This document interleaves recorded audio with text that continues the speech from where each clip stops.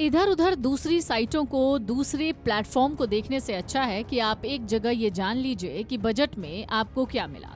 एक एक करके चलिए आपको बताते हैं कि आम आदमी के लिए बजट में क्या था। इससे क्या होगा? इससे ये होगा कि आपको दूसरी जगह जाकर बजट के बारे में जानने की जरूरत नहीं पड़ेगी। तो सबसे पहले आपको बताते हैं बजट में किसानों को क्या मिला, फिर आपको बताएंगे आम आदमी को क्या मिला, फिर बताएंगे एजुकेशन सेक्टर, डिफेंस सेक्टर और खास तौर से रेलवे को क्या मिला। बजट में किसानों को क्या मिला?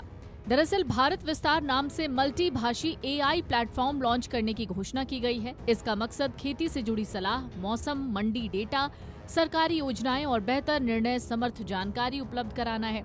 ये एआई टूल कई भाषाओं में उपलब्ध होगा ताकि देश भर के किसान इसका उपयोग कर सकें।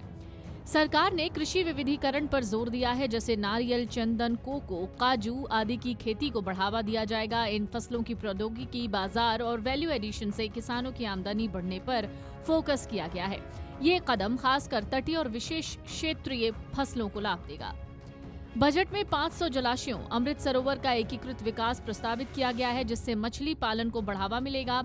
अब पशुपालन और डेयरी क्षेत्र में भी समर्थन दिए जाने की बात कही गई है। क्रेडिट सब्सिडी और मॉडर्नाइजेशन के जरिए रोजगार सृजन को बढ़ावा मिलेगा। इसके अलावा एमएसएमई के लिए कॉरपोरेट मित्र योजना का भी ऐलान किया गया है। वित्त मंत्री पीएम किसान योजना 2000 करोड़, पीएमएफबीवाई 2000 करोड़ और एमआईएसएस 2000 करोड़ के फंक्शनल हेड से agricultural infrastructure and development fund यानी एआईडीएफ में 6000 करोड़ की रकम ट्रांसफर करना है। इसके अलावा राष्ट्रीय फाइबर योजना, वस्त्र विस्तार एवं रोजगार योजना, राष्ट्रीय हथकरघा एवं हस्तशिल्प कार्यक्रम और महात्मा गांधी ग्राम स्वराज योजना का ऐलान किया गया है। अब बारी आती है रेलवे की। बजट में रेलवे को क्या मिला? लगभग 2.9 लाख करोड़ का बजट आवंटन किया गया है। वित्त मंत्री ने बजट में 7 नए हाई स्पीड रेल कॉरिडोर बनाने की योजना घोषित की है। ये कॉरिडोर प्रमुख शहरों को आपस में तेज कनेक्टिविटी देंगे, जैसे Mumbai Pune rail corridor, Pune Hyderabad rail corridor, Hyderabad Bengaluru rail corridor, Hyderabad Chennai rail corridor, Chennai Bengaluru rail corridor, Delhi Varanasi rail corridor, Varanasi Siliguri rail corridor. Budget में एक नया डेडिकेटेड फ्रेट कॉरिडोर बनाने का प्रस्ताव भी रखा गया है, धनकुनी से सूरत तक, ताकि माल और लॉजिस्टिक का तंग नेटवर्क बेहतर और तेज हो सके। अब बारी आती है टैक्स पेयर्स की। बजट में टैक्स पेयर्स को क्या मिला? इनकम टैक्स स्लैब में कोई बड़ा बदलाव नहीं हुआ है। इनकम टैक्स एक्ट 2025 1 अप्रैल 2026 से लागू होगा। गलतियों को सुधारने के लिए रिवाइज रिटर्न भरने की समय सीमा बढ़ाई गई है, ताकि टैक्स पेयर्स जल्दी फाइल ना कर पाएं तो बाद में भी सुधार कर सकते हैं। छोटे टैक्स पेयर्स के लिए लोअर या नील टीडीएस सर्टिफिकेट स्वचालित सिस्टम से मिलेगा। इसे अब टैक्स ऑफिस के चक्कर काटे बिना आसानी से प्राप्त कर सकेंगे। विदेश में पढ़ाई, इलाज और टूर पैकेजों पर टीसीएस दरें घटाई गई हैं। बजट में मेडिकल सेक्टर को क्या मिला? बजट में 10,000 करोड़ की बायोफार्मा शक्ति योजना का ऐलान किया गया है। सरकार 5 क्षेत्रीय मेडिकल टूरिज्म हब बनाने की योजना लेकर आई है, ताकि भारत को वैश्विक मेडिकल टूरिज्म डेस्टिनेशन बनाया जा सके। निमहंस 2 जैसे संस्थान स्थापित करने की घोषणा है, जो मानसिक स्वास्थ्य सेवाओं और अनुसंधान में मदद करेगा। 3 नए all India institute of Ayurveda बनाए जाएंगे। आयुष फार्मेसियों और औषधि परीक्षण लैबों को अपग्रेड किया जाएगा। WHO global traditional medicine centre Jamnagar को मजबूत किया जाएगा। अगले 5 सालों में लगभग 1 लाख एलीड हेल्थ प्रोफेशनल्स जैसे ऑप्टोमेट्री, रेडियोलॉजी, एनेस्थीसिया, इन सब को प्रशिक्षित कर नई क्षमता बनाई जाएगी। 1.5 लाख केयर गिवर्स को भी कौशल प्रशिक्षण मिलेगा। कई कैंसर और दुर्लभ रोगों से जुड़ी दवाओं पर कस्टम ड्यूटी माफ करने का ऐलान किया गया है। तो बजट में रक्षा क्षेत्र को क्या मिला? वित्त मंत्री ने रक्षा मंत्रालय के लिए लगभग 7.8 से 7.85 लाख करोड़ का आवंटन पेश किया है, जो पिछले वर्ष के लगभग 6.8 लाख करोड़ से ज्यादा, लगभग 15% से ज्यादा की बढ़ोतरी है। कुल रक्षा बजट का बड़ा हिस्सा अब आधुनिकीकरण यानी कैपिटल आउटले में जाएगा।